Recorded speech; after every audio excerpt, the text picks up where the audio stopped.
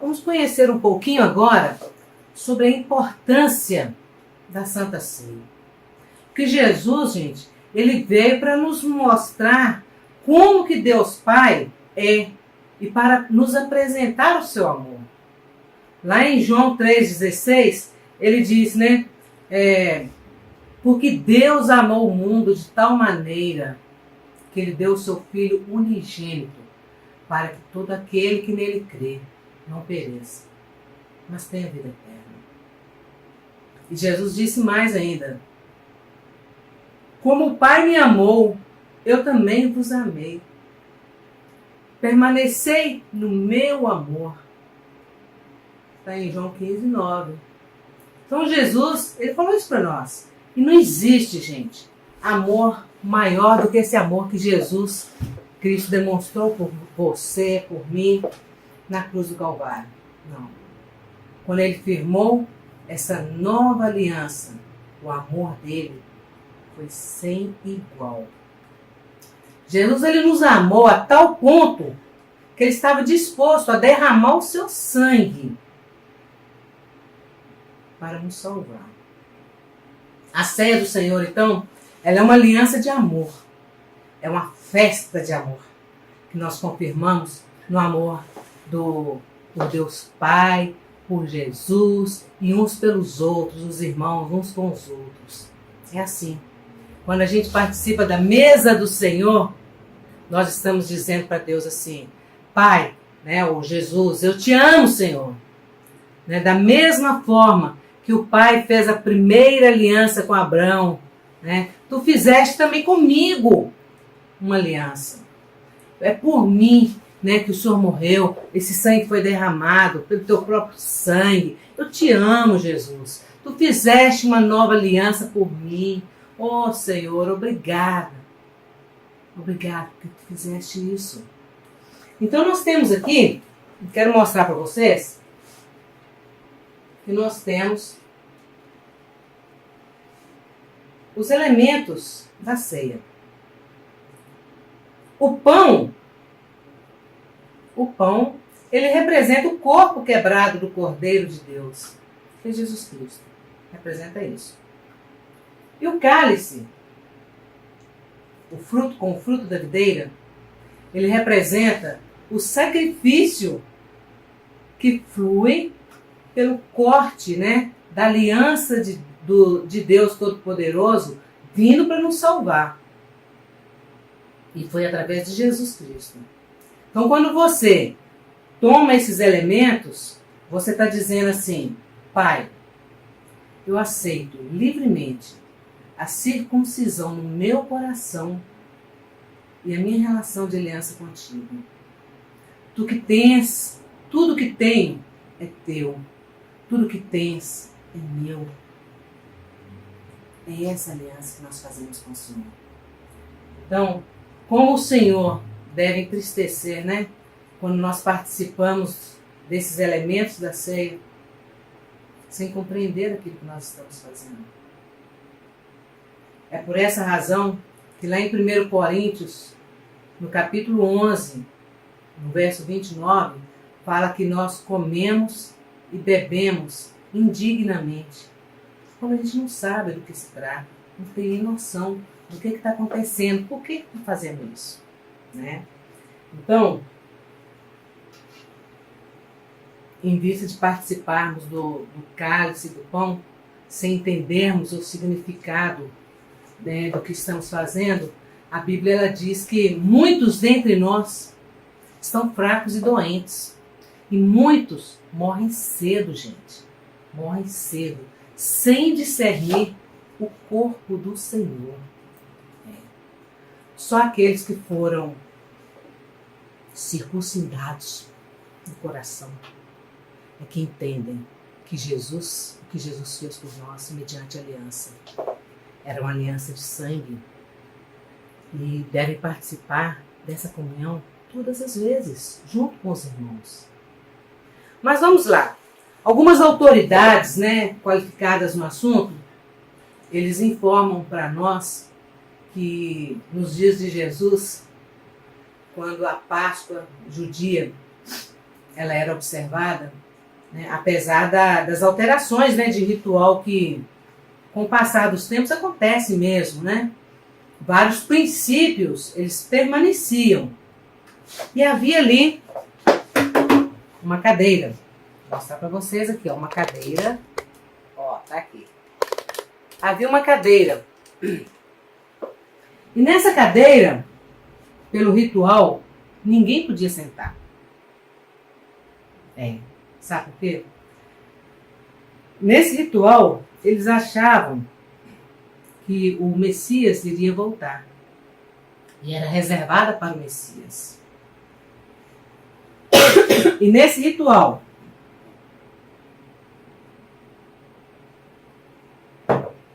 três cálices, eles eram emborcados de boca para cima. Vou pôr aqui para todo mundo enxergar. Aqui. Então, três cálices de boca para cima. 1, 2, 3 cálices de boca para cima. Estão vendo aqui? Ó. 3 cálices de boca para cima. E um deles, e um cálice, ele ficava emborcado de boca para baixo. Ó, de boca para baixo. 3 de boca para cima, prontos para receber o vinho, e um de boca para baixo. Certo? Os 3 cálices virados para cima, eles representavam, então, Abraão, Isaac e Jacó. E o quarto cálice, virado para baixo, era o cálice do Messias. Então vamos na explicação de cada um deles. Vamos lá. Vamos ver o que significam esses cálices. Bom, o primeiro cálice, ele era chamado de cálice da escravidão. Era o cálice da escravidão para poder recordar que o povo foi escravo no Egito. Aí tem o verso lá em Êxodo, né? Nós vamos ver no livro de Êxodo. Vamos lá. Livro de Êxodo. No capítulo 6, no verso 6, fala assim: vos tirarei de debaixo da carga do Egito. Só nessa primeira parte, tá? Vos tirarei de debaixo da carga do Egito. Esse era o significado do primeiro cálice. Esse cálice, ele enfatiza que não existia mais peso que deixava o povo de Deus viver aliviado. Jesus também disse assim: vinde a mim, todos os que estáis cansados e sobrecarregados, e eu vos aliviarei. Aprendei de mim, e achareis descanso para vossas almas. Está lá em Mateus, no capítulo 11, lá nos versos 28 e 29. Então, gente, esse cálice, ele se repete na Páscoa cristã, que foi implantada por Jesus. O segundo cálice, ele se chama cálice da libertação, né? Comemorando a libertação do povo do Egito. Lá em Êxodo mesmo, capítulo 6, na parte B, 6:6, fala assim: vos livrarei e libertarei da sua servidão, da escravidão. Então esse cálice, ele é uma garantia de que o crente, ele não mais pertenceria a um ambiente sendo escravo, mas ele seria livre, liberto de qualquer escravidão opressora em sua vida, sobretudo a escravidão do erro e do pecado. Lá em Tiago, no capítulo 2, no verso 3, diz que Abraão ele saiu da servidão, da terra de seus pais, para servir a um único Deus, que nós devemos honrar. Ele teve fé nesse Deus e não foi chamado para ser servo, não, ou escravo. Deus ele chamou de amigo, ou Ahad, amigo de Deus. Também lá em João, no capítulo 15, no verso 15, né, nós vemos o Senhor declarando, né, Jesus fala assim, já não vos chamo de servos, mas sim de amigos. E se nós, e sem Jesus, nós somos livres, né? Imagina. Nós nos tornamos livres com Ele. Isso é certo, gente. Você pode confirmar lá em João, no capítulo 8, no verso 36. Mas vamos ao terceiro cálice. O terceiro cálice, ele se chamava cálice da promessa. Em Êxodo, no capítulo 6, no verso 6, lá na parte C, fala assim, vos resgatarei com braço estendido, com grandes manifestações de julgamento. É o cálice da promessa. Está claro aqui que Jesus, ele morreu com os braços estendidos, com grande manifestação de julgamento. Isto revelando também, né, que os cordeiros mortos na Páscoa, quando acontecia lá no Egito, simbolizava que o Cordeiro de Deus é que tira o pecado do mundo, né? Você vê isso em João no capítulo 1, no verso 29. E o quarto cálice. Quarto cálice. Esse quarto cálice aqui, emborcado para baixo, era o cálice do sofrimento. Da mesma forma, depois da ceia, Jesus tomou o cálice e disse assim, este é o cálice da nova aliança no meu sangue. Ele é derramado por vós, por cada um de vocês. Lá em Lucas, no capítulo 22, no verso 20, está lá essa descrição. Então, todas as promessas, elas foram prometidas na antiga aliança, elas foram compradas pelo sangue de Jesus. Ele comprou todas essas promessas e todos os benefícios. Ele comprou, ele pagou. Mas alguém pode chegar e falar assim, mas eu escolhi crer em Jesus. Porém, até a fé que a gente tem nele, ele comprou. Né? Ele comprou na cruz. Ele comprou a preço de sangue. Pagou caro. Entendeu?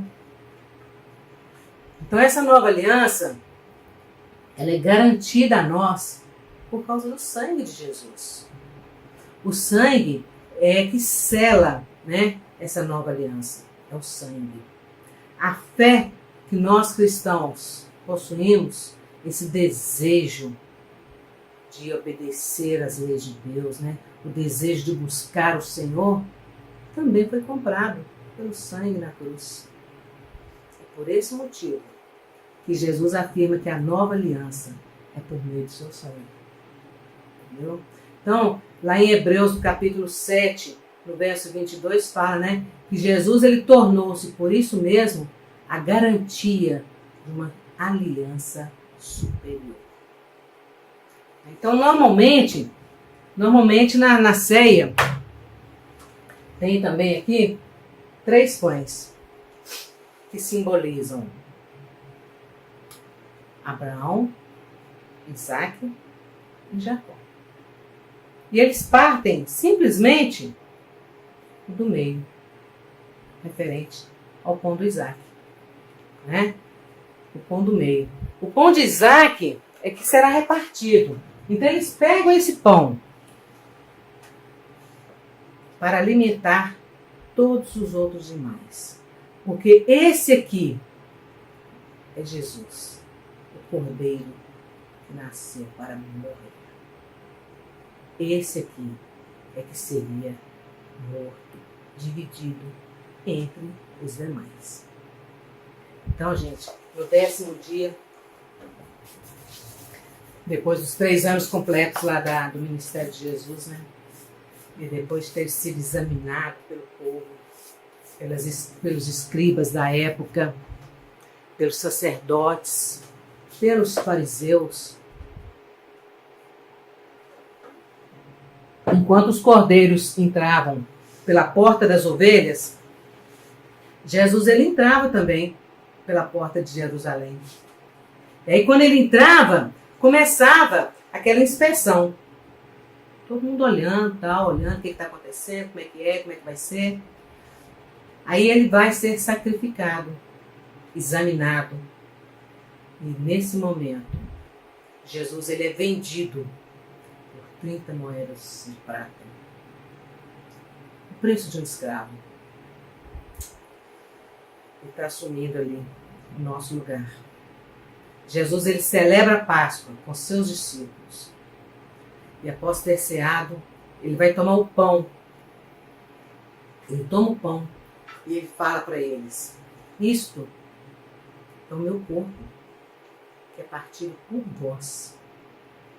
Fazei isso todas as vezes que comerdes em memória de mim.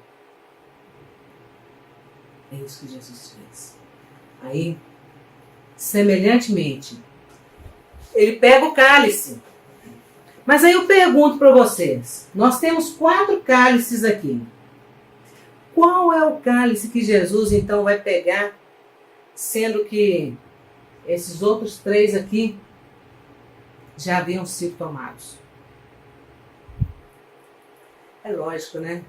Jesus ele pega o 4º cálice. Ele pega o 4º cálice. O cálice do Messias. E ele fala assim com os seus discípulos, né? Ele vai cear com eles, coloca o vinho e vai cear com seus discípulos.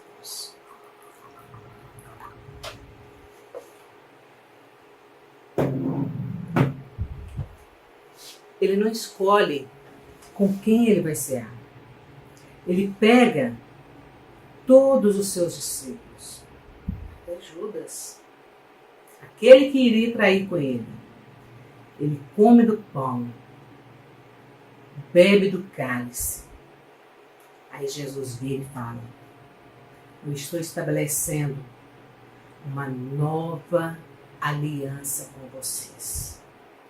Eu estou em vocês e vocês estão em mim. Vamos ver? Lucas capítulo 22, versos 15 até 20. Jesus ele fala assim: eu tenho desejado ansiosamente comer convosco. Olha, eu tenho desejado ansiosamente comer convosco esta Páscoa, antes do meu sofrimento. Pois vos digo que nunca mais comerei, até que se cumpra no reino de Deus. Então, tomando o cálice e havendo dado graças ao Senhor, ele disse: recebei e parti, pois, entre vós, que eu digo que de agora em diante não mais beberei do fruto da videira, até que venha o reino de Deus. Então, tomando o pão, ele deu graças, partiu e deu aos discípulos, dizendo: isto é o meu corpo, oferecido por vós, em memória de mim. E, semelhantemente, depois de cear, ele tomou o cálice, dizendo: este é o cálice da nova aliança, no meu sangue derramado em favor de nós. Lucas, capítulo 22, versos 15 a 20. Jesus, ele disse a seus discípulos que ele desejava cear com eles ansiosamente a refeição da Páscoa, a refeição memorial, que era a refeição da aliança. Aí a seguir, Jesus ele levantou o cálice, né? E disse assim: este fruto da videira representa o sangue do corte no meu corpo, que terá lugar em breve. Ele representa o sangue da nova aliança, que eu estou firmando com vocês. Aí sabe o que Jesus faz? Ele levanta, vamos deixar o cálice aqui, ele tira a sua túnica, ele tira o seu manto, ele tira a túnica e põe um manto de escravo. Ele pega uma toalha e coloca sobre si. Ele se abaixa. E sabe o que ele faz? Ele começa a lavar os pés dos discípulos. Pois é. Os discípulos, eles não entendiam o que Jesus estava fazendo. Não entendiam. Mas Jesus disse que depois eles entenderiam. Porque do mesmo jeito que ele estava fazendo ali, eles deveriam fazer também. Aí Jesus, para nós hoje, ele é como aquela toalha, né? Que ele lavou e enxugou os pés dos discípulos. Aquela toalha que arranca de nós toda sujeira, como se estivesse sugando toda a natureza pecaminosa do ser humano. Então, quando ele se levanta dali, ele vai para outro lugar. Mas não é um lugar diferente da cruz. Ele se levanta e já vai seguir o seu caminho. Ele prova nesse momento que ele é Deus, que está dando a vida dele por nós, que ninguém iria tirar. Ele está dando a vida. E a prova disso é que quando os soldados foram tentar prendê-lo, né? Ele falou assim: sou eu. E nesse momento, todos os soldados caíram prostrados no chão. De tamanho poder. Então a antiga aliança de sangue, ela foi o fundamento, o preparo, né? Sobre o qual foi estabelecida então a nova aliança. Quando Jesus falou assim: este é o cálice da nova aliança, no meu sangue derramado por vós, os discípulos, eles já sabiam exatamente o que isso significava. Eles sabiam que ao tomar os elementos da ceia com Jesus naquela noite, eles estavam entrando na aliança mais forte, mais sagrada que existia. E é justamente por isso que nós devemos compreender quando tomamos a ceia do Senhor. Se você não participa da ceia, se você não acha legal participar, está na hora de você rever os seus conceitos. Muitas pessoas podem ser curadas ao tomar a ceia do Senhor.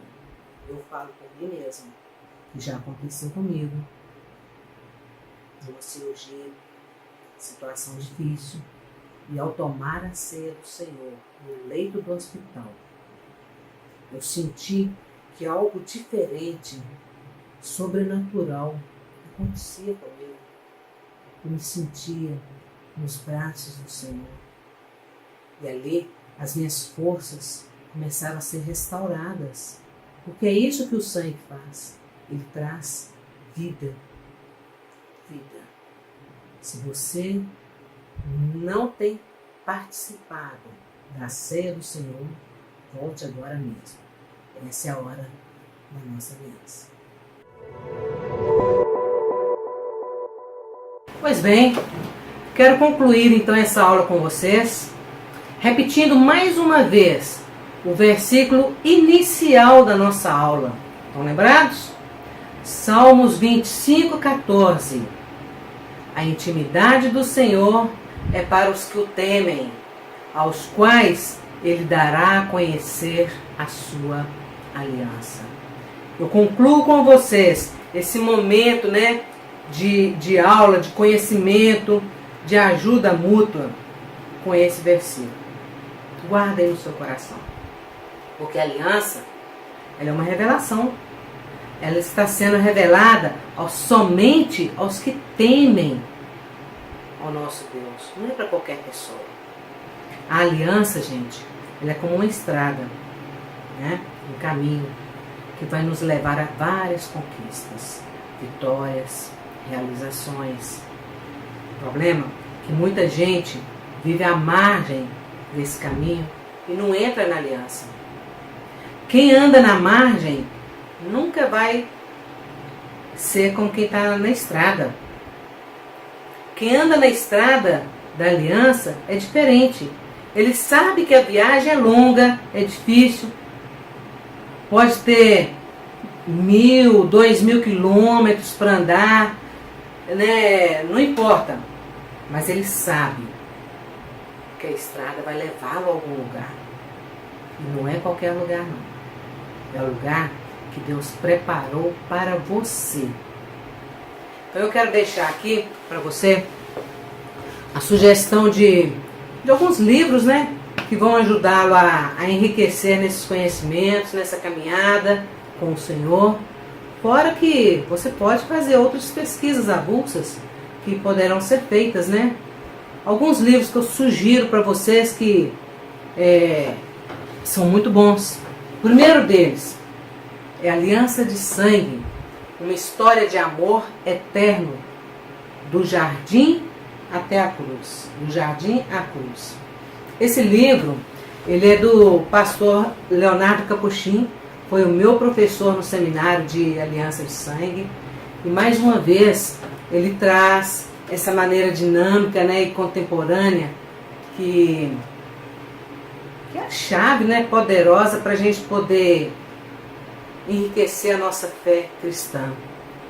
A segunda sugestão, né, que eu passo para vocês é um livro mais psicológico, né, chamado As Alianças Inconscientes. Inconscientes. Ela é do autor René Cains.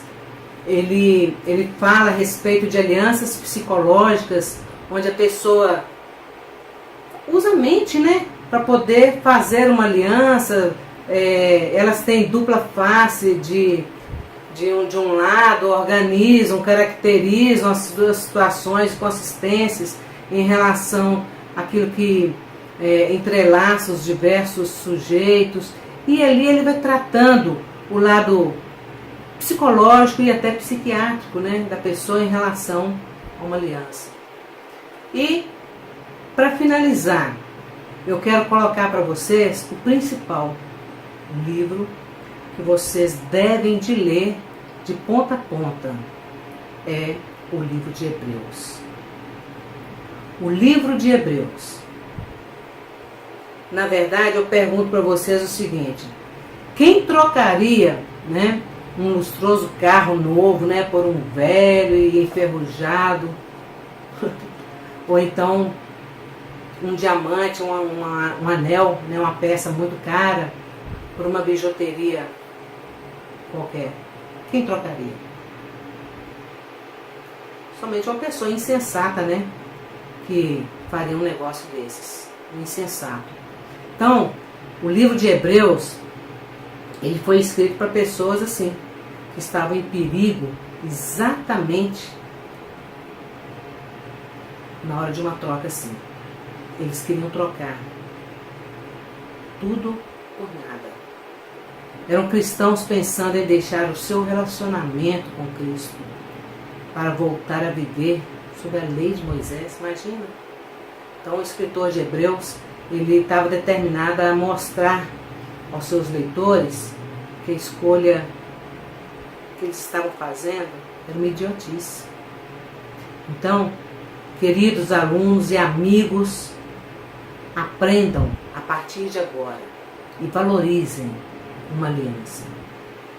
Cada passo é muito importante. Que Deus abençoe vocês e olha, estejam sempre guardados nas mãos do Senhor. Deus os abençoe.